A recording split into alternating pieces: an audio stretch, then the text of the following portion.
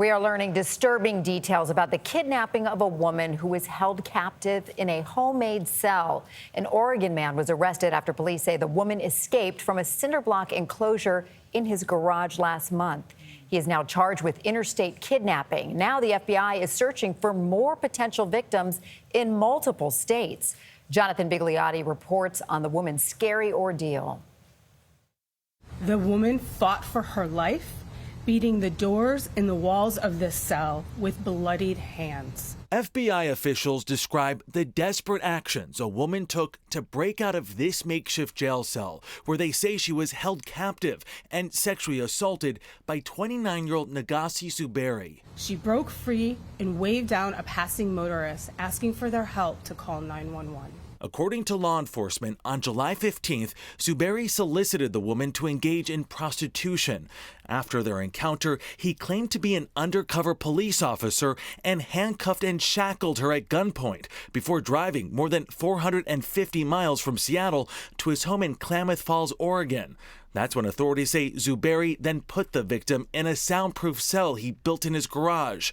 That same day, after sleeping briefly, she awoke in panic and started punching a door to get out. This was a screen door. She punched it several times to break the welds, ripped the screen down, and she crawled through a small space to get out of that place. Investigators say they found handwritten notes when searching his Oregon home.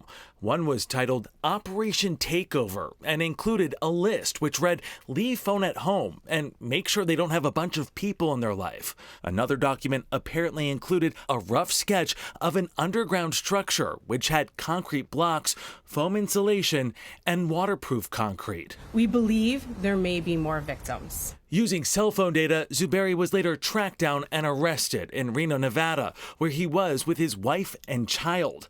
The FBI says they have linked Suberi to additional violent sexual assaults in at least 4 states. The victim's focus, actions, and her will to survive triggered a law enforcement response that may have actually saved many other women from a similar nightmare.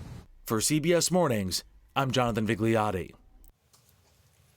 These kind of stories are always Yeah. sickening, and then when you hear the details, it just makes you even more upset. We really feel for her that she had the presence of mind to figure out a way to get away from him. Fighting Thank for her goodness. life. Yeah, Yes. thank goodness that door was Monster. not that thick, but he did build that cinder block cell. And I'm always Incredible. fascinated, too, guys, when you hear about these people and they have a wife and they have a child. I think, is there no humanity in your life? And If possibly- everything that they're saying is true about him, I hope he never sees the light. And of could day. have a trail of victims. Yes. We'll have to see, Sickening keep following it. Yeah. And scary, that's for sure. And twisted.